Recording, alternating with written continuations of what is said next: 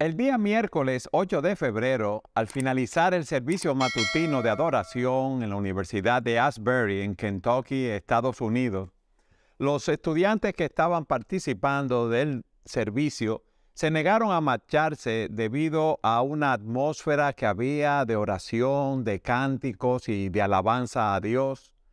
Y poco a poco empezaron a llegar más personas allí. Lo que parecía un sencillo culto de adoración regular que se llevaba a cabo, como hemos dicho, los miércoles, se ha convertido en un tiempo de alabanza, de oración, de predicación. Nosotros no queremos emitir ningún juicio con respecto a lo que allí está pasando, pero sí queremos hablar de lo que es un avivamiento espiritual.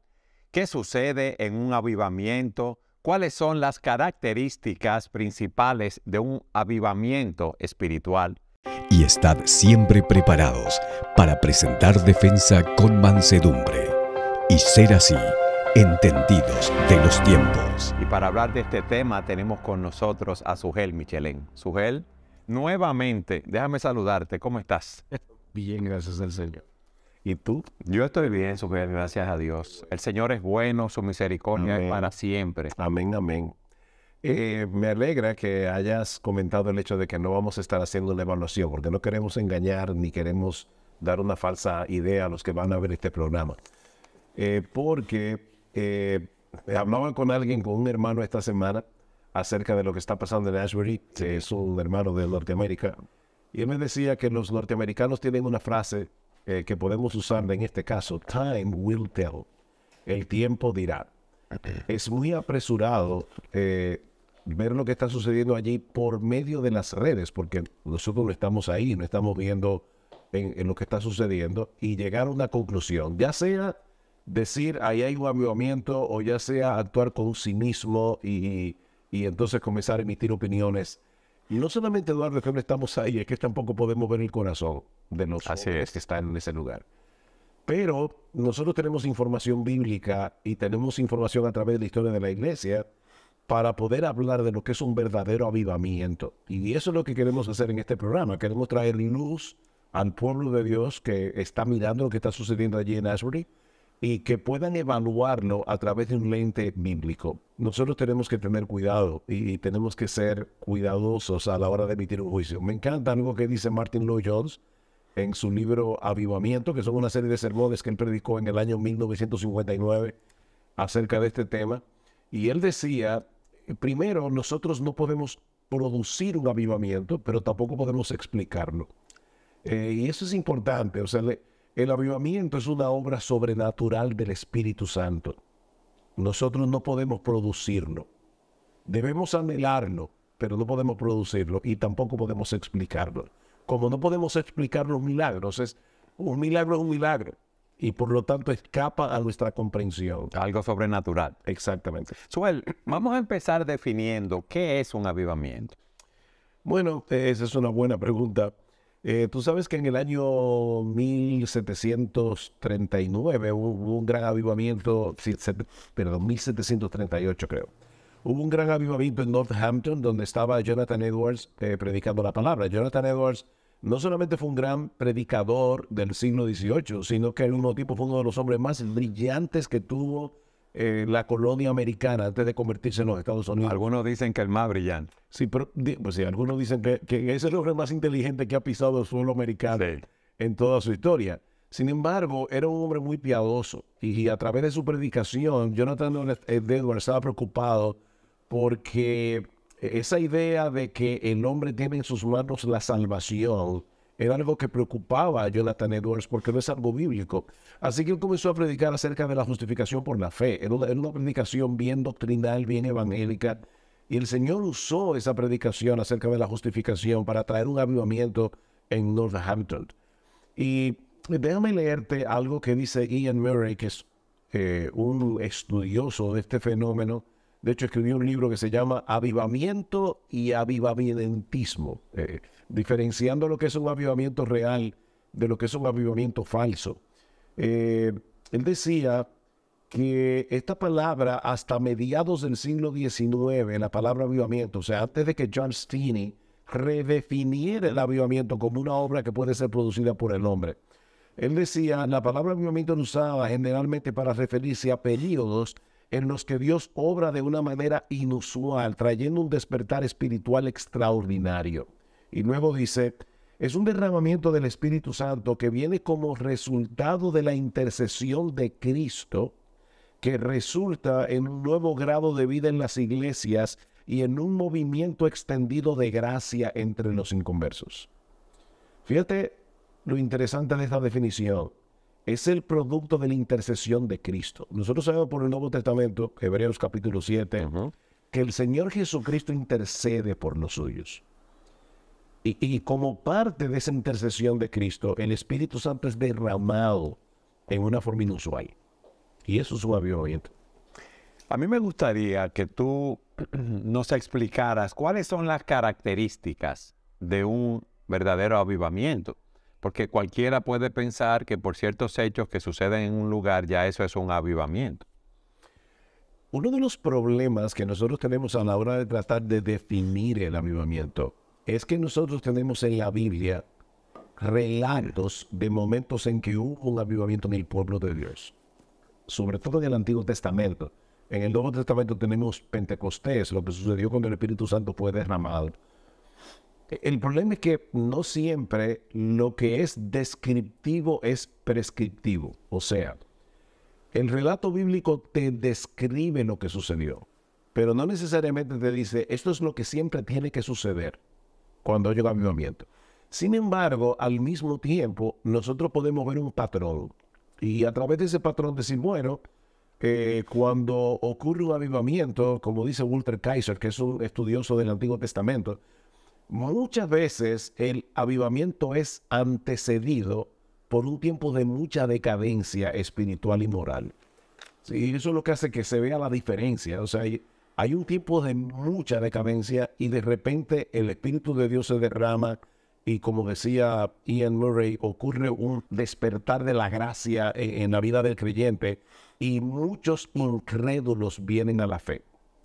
Para que no tengas una idea, escucha esta cifra que da el doctor Martin Lloyd-Jones sobre un avivamiento que ocurrió hace muchos años atrás. Dice, había un gran predicador en Gales, ese es el caso de John Elias. Oye este dato. Se dice que desde 1730 hasta 1745, en los Estados Unidos, cuando se llevó a cabo el gran despertar bajo el liderazgo de Edwards, Los Tenen y otros, unas 50,000 personas se unieron a las iglesias cristianas. Y Lloyd Jones hace la salvedad. Yo no estoy diciendo que todas esas personas hicieron profesión de fe. Es que se unieron a iglesias. O sea, que puede ser que hubiese cierto emocionalismo y algunos pensaron que se habían convertido al Señor cuando no fue así. Sí, sin embargo, en los avivamientos históricos no es el caso. Oye, este otro dato que lo dice el doctor Lloyd Jones. Desde 1857 hasta 1859, en el gran avivamiento que se difundió en Estados Unidos, se calcula que 500,000 de personas se unieron a la iglesia cristiana.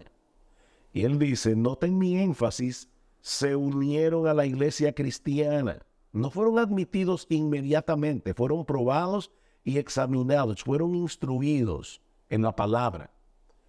Y se evidenció que eran verdaderos creyentes con el tiempo. Entonces, por eso es que dice, time will tell. O sea, el tiempo nos dirá lo que está pasando ahí. Que debemos estar gozosos de ver a un montón de jóvenes en Kentucky leyendo las Escrituras. Claro que sí, porque la palabra de Dios sigue siendo poderosa y nosotros debemos orar para que allí haya una verdadera transformación que sea permanente en el tiempo. Debemos orar por eso, en vez de simplemente criticarlo con cinismo. Pero al mismo tiempo, Eduardo, ahí está mi punto, tenemos que ser cautelosos en no llamarle avivamiento a todo lo que parezca inusual en nuestras experiencias ordinarias en las iglesias. Debemos gozarnos, pero al mismo tiempo tenemos que ser bíblicos. Tú me hiciste la pregunta de cuáles son las características. Yo te había dicho primero es antecedido generalmente por un tiempo de mucha decadencia. En segundo lugar, la palabra de Dios de repente ocupa un lugar prominente. O sea, la predicación de la palabra, las verdades bíblicas toman ese lugar. ¿Qué pasó en el tiempo de Josías? El rey Josías descubrieron el rollo de la ley. Y cuando lo leyeron, Eso trajo una profunda convicción de pecado, que de paso es otra de las características de un verdadero avivamiento. Las personas llegan a sentir angustia, Eduardo, por su pecado. por su pecado. O sea, el terror de morir en condenación y de irse al infierno. Por eso es que un verdadero avivamiento siempre produce arrepentimiento, siempre. Y un profundo sentido de la presencia de Dios, de la majestad de Dios, de la grandeza de Dios, que lleva a la adoración, a una adoración profunda, a una adoración genuina. O sea, las personas realmente están conscientes de lo grande que es Dios. Y en su presencia están adorándole, están exaltándole a través de himnos que tengan un verdadero contenido bíblico. Eso es lo que pasa en un verdadero avivamiento. Ahora, a mí me gustaría que tú expandieras un poco más esas características. Por ejemplo, cuando hablamos de una conciencia de la presencia de Dios. Porque sabes que muchas veces en los cultos de adoración las personas dicen, bueno, vamos a entrar ahora a la presencia de Dios con las alabanzas, los cánticos, las oraciones, la predicación de la palabra, en el tiempo que estemos aquí. Pero eso parece, se describe, ¿verdad?, como algo inusual, como algo muy especial. Ok, yo te lo voy a ilustrar con algo que seguramente te ha pasado a ti a lo largo de tu vida cristiana, y me ha pasado a mí también. Siempre que el pueblo de Dios, la verdadera iglesia, se reúne en el día del Señor para adorarle, Dios está ahí. Dice Pablo en 1 Timoteo capítulo 3, la iglesia es la casa de Dios. De manera que aunque la presencia de Dios esté en todas partes, porque Él es omnipresente, Dios a través de la historia redentora ha manifestado su presencia especial en ciertos lugares. Lo hizo en el huerto del Edén, lo hizo en el templo cuando la nube descendió, en el tabernáculo anteriormente, Éxodo capítulo 44, o sea que 40. O sea que realmente la presencia de Dios se manifiesta de forma especial en ciertos lugares, en ciertos momentos. Y Dios ha escogido la iglesia, cuando la iglesia se reúne, para estar allí. Así que siempre que una iglesia verdadera se congrega, está en la presencia de Dios. Ahora, ¿no es verdad, Eduardo, que hay momentos, aún en nuestro devocional privado o aún estando en un servicio de adoración, donde tú percibes la presencia de Dios en una forma inusual? Sí, que hay una, si podemos usar esta palabra, una especie de gozo al ver la majestad, de éxtasis espiritual, de estar en la presencia de Dios, en ese sentido, sí. Yo recuerdo hace unos años, yo estaba en una iglesia en los Estados Unidos y predicó un poderoso predicador de la palabra. En esa iglesia habían probablemente cerca de 1000 personas. Entonces me dijo, nunca se me olvide, y eso fue hace años, de Marcos capítulo 10, versículo 45.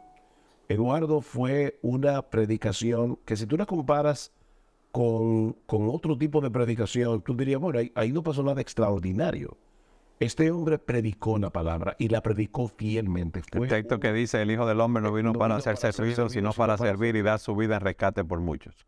Eduardo, cuando ese hombre terminó de predicar la palabra ese día, y Salvador Gómez estaba conmigo ese día en esa iglesia, ahí no había un nudo seco. Fue algo que yo decía, Señor, yo quisiera experimentar eso más regularmente. Fue algo tan impactante. Salvador me cuenta que su esposa estaba recién parida, no estaba ahí ese día. Cuando él llegó a la casa, no podía casi ni hablar de lo que había sucedido ahí. Y ella pensó que le había pasado algo grave.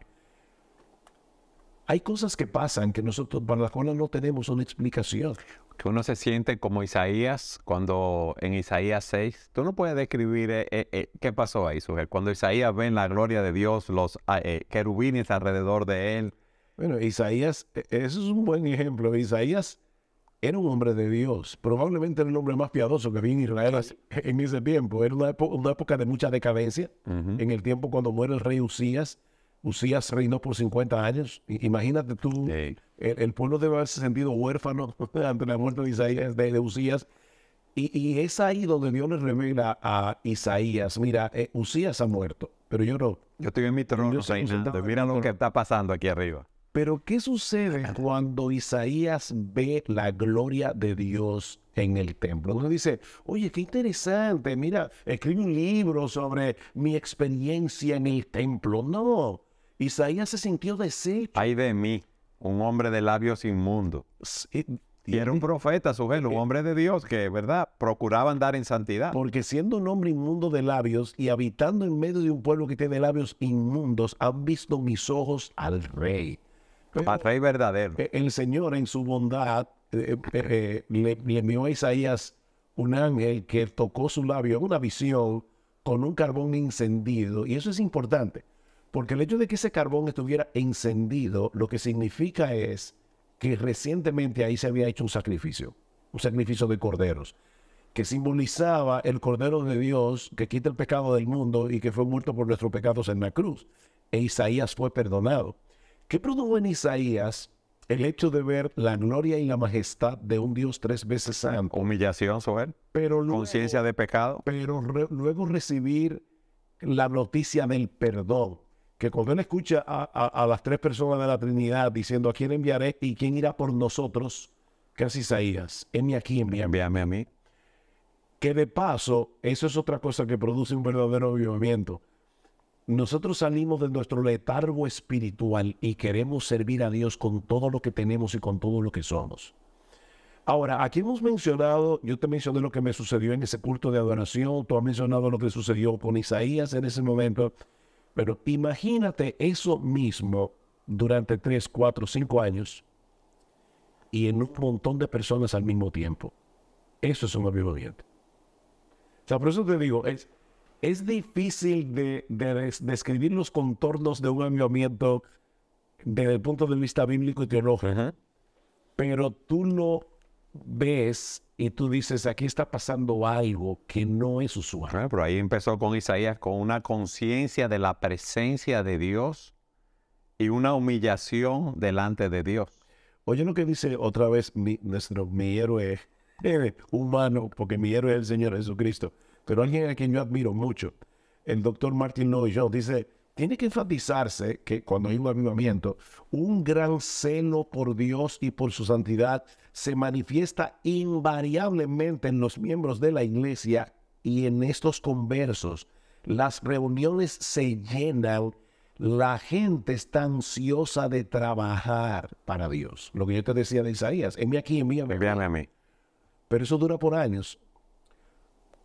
Pero hay algo que es un fenómeno extraño en el avivamiento. Y es que llega milagrosamente. Y así mismo se desvanece. Se va. Dura un tiempo, 2 años, 3 años y termina. Entonces, en ese sentido, tenemos que reiterar y lo que yo decía al principio en la definición de Ian Murray. Cristo está intercediendo por su iglesia y en respuesta a la intercesión de Cristo, el Padre envía un derramamiento inusual del Espíritu Santo. Eduardo, tenemos que insistir, nosotros no podemos producir un avivamiento. Eso es un milagro de Dios, pero, o un evento extraordinario de Dios, pero sí debemos anhelarlo y aún debemos procurarlo en oración. Debemos orar al Señor, envíe un avivamiento. Pero Él responderá cuando quiera y como lo quiera. Suel, es bueno que tú nos expliques la centralidad de la palabra de Dios en medio de ese avivamiento. Cómo las personas escuchan esa palabra, cómo la reciben como palabra de Dios. Esa palabra que es viva y eficaz y más cortante que toda espada de 2 filos, que penetra hasta lo más profundo de nuestros corazones. Cuando hay un verdadero avivamiento Perdón, te digo esto porque muchas personas confunden las emociones. Yo sentí esto, me pasó aquello. Ahí voy. Cuando hay un verdadero avivamiento, y decíamos que la presencia de Dios se manifiesta en una forma muy inusual, pero es que Dios se manifiesta por su palabra. No puede haber, y yo quiero enfatizar eso y subrayarlo y ponerlo en negrita y en amarillo, todo lo que tú quieras. No puede haber presencia de Dios donde su palabra no está presente. Porque Dios obra por su palabra y se manifiesta a través de su palabra. ¿Cómo creó Dios el mundo? Su palabra. Dijo Dios, sea la luz. Dijo Dios. Y fue. Y fue. Entonces, todo lo que Dios creó, lo creó por medio de su palabra. Por la palabra de Dios fueron hechos los cielos y la tierra, dice el salmista. Y lo mismo dice en Hebreos, capítulo 1. Es por la palabra de Dios que Él crea todas las cosas. Bueno, es por la palabra de Dios que Él crea vida espiritual, es por la palabra de Dios que Él se hace presente. Así que no puede haber un verdadero avivamiento de presencia inusual de Dios donde no hay una presencia inusual de la palabra. Donde se predica la palabra hay un llamado al arrepentimiento y la fe, a la oración, a dedicar su vida al Señor. Escucha lo que dice otra vez Jonathan Edwards ahora, describiendo lo que sucedió en el gran avivamiento del siglo XVIII. Dice que ellos dividieron a los hermanos en grupos pequeños, por edades y por género, para que estuvieran estudiando la palabra. Y dice Edwards, todo parecía ser evaluado a la luz de una profunda preocupación por la salvación eterna. Todas las conversaciones en todos los grupos y en toda ocasión era acerca de las cosas del Señor y de la religión, dice él, y ningún otro tópico era recibido con agrado. Difícilmente había una sola persona en todo el pueblo que no experimentara preocupación acerca de las grandes cosas del mundo venidero a través de la palabra de Dios.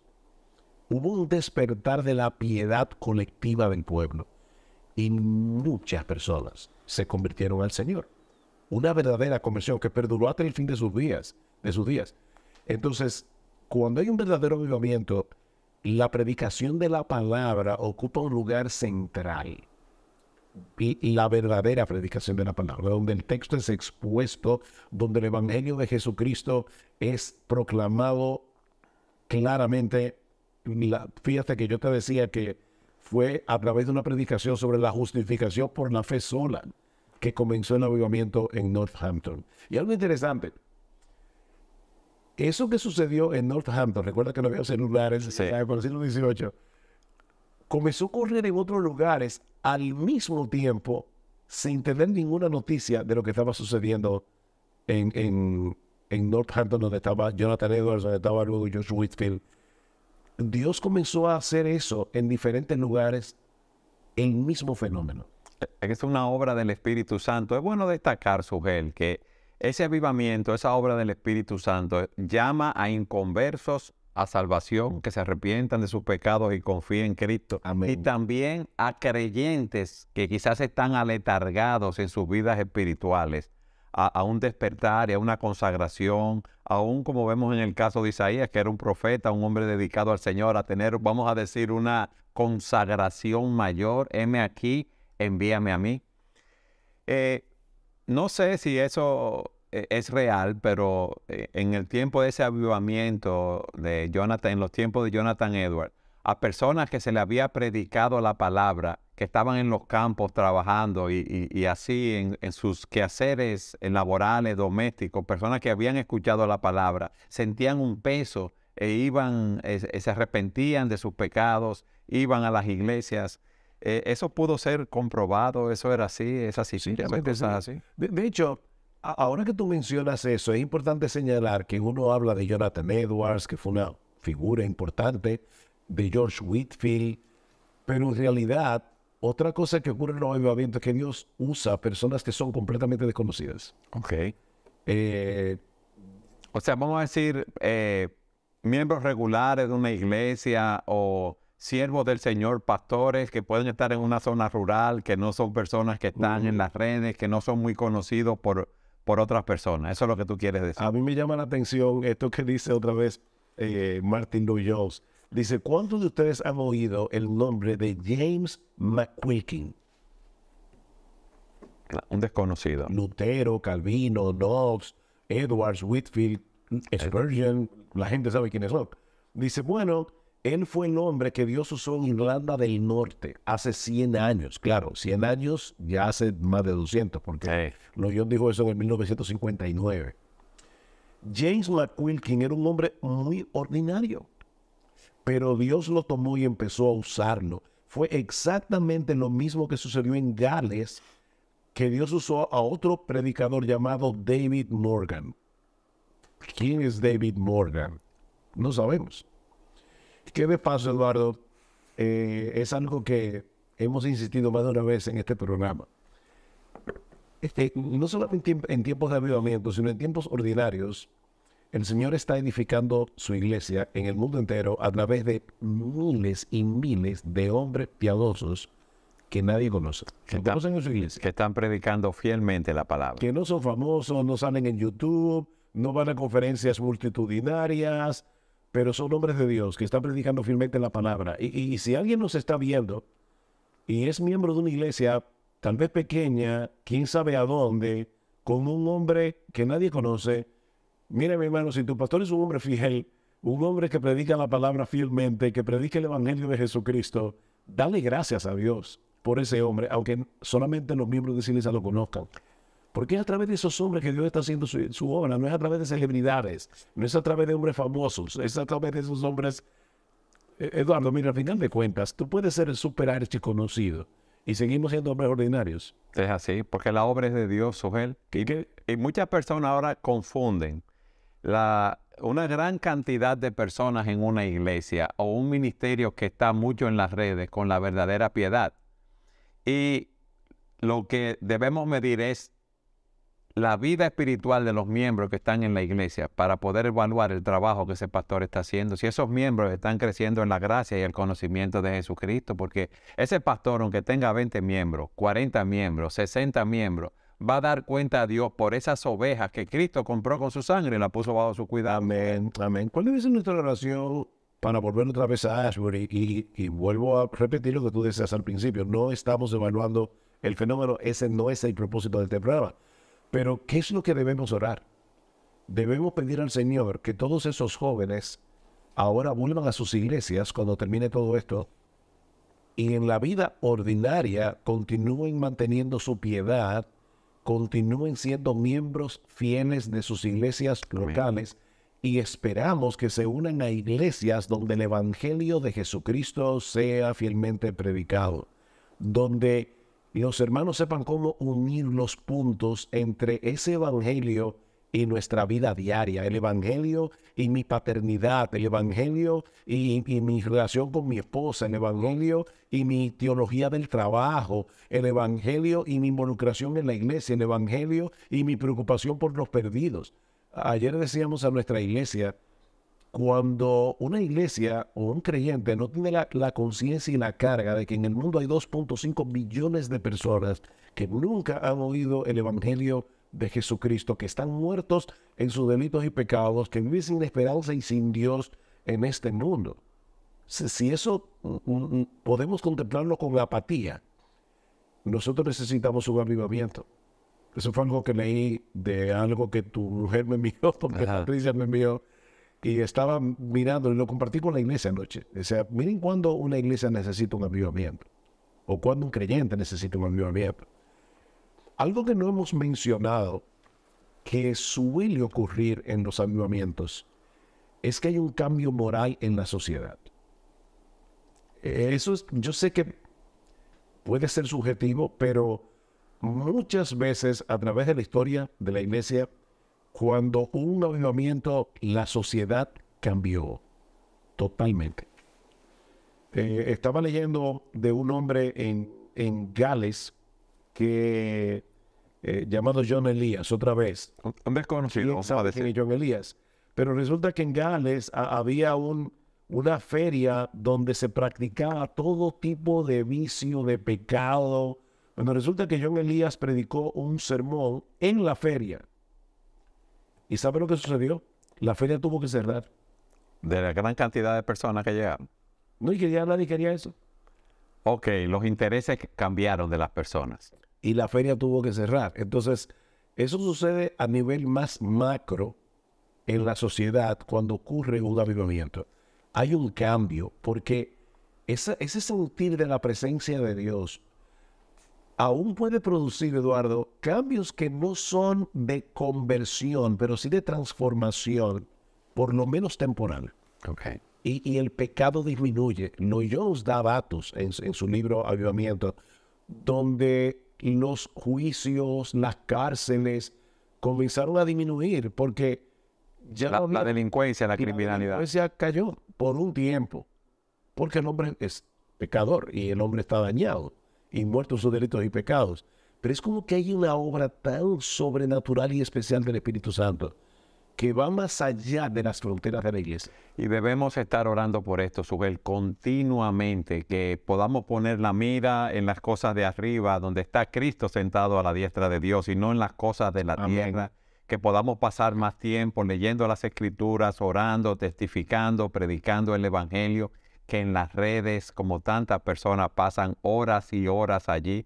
Necesitamos amar cada día más al Señor. Tú sabes que una de las cosas que yo oro generalmente y los domingos, le digo, hermano, en la iglesia, no esperemos, pidámosle a Dios que se manifieste de una manera gloriosa en medio nuestro. No nos acostumbremos a estar todos los domingos en un servicio de adoración donde oramos, cantamos, recibimos la palabra y nos gozamos. Esperemos más de Dios, que Dios puede hacer grandes cosas en medio nuestro. Y cuando Dios hace grandes cosas, no necesariamente se manifiesta de una manera, ¿cómo podemos decirlo? De una manera tan extraordinaria. No, a veces ocurre en un silbo apacible y delicado. Amén. ¿Tú recuerdas cuando Elías estaba escondido en el monte por causa de Jezabel? Sí. Dice que hubo un terremoto, pero el Señor no estaba en el terremoto. Y hubo un fuego, pero el Señor no estaba en el fuego.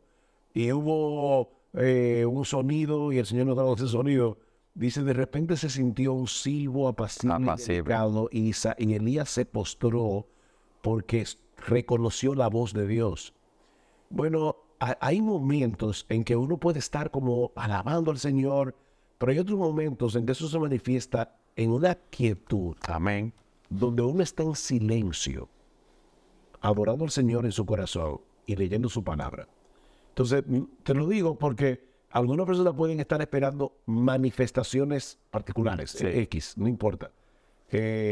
No estoy diciendo que también si hay esas manifestaciones es falso. Lo que estoy diciendo es que no podemos meter a Dios en una caja. A veces ocurre de una forma, pero a veces ocurre de otra. Y nosotros no podemos ir a la iglesia esperando que nos den una inyección de adrenalina. Porque no es para eso que estamos allí. Estamos allí para escuchar la palabra del Señor. Estamos allí para que Dios se manifieste a través de su palabra y para que Dios nos transforme a través de su palabra. Algo que siempre ocurre en los avivamientos, siempre, invariablemente, es que hay una exaltación de la persona de Jesucristo. Porque no te olvides de algo. El Padre planificó todas las cosas para que su Hijo sea exaltado. Exaltado y glorificado. Cuando Dios está obrando, Jesucristo es puesto en alto. Y hay una pasión por el Señor Jesucristo. Amén. Quiere el Señor darnos eso en nuestras iglesias y en nuestra vida personal. Amén. Sugel, gracias por traernos esos principios y esas características de lo que es un verdadero avivamiento conforme a lo que dice la palabra de Dios. Amén. Y gracias a todos ustedes por habernos acompañado en un programa más de Entendiendo los Tiempos.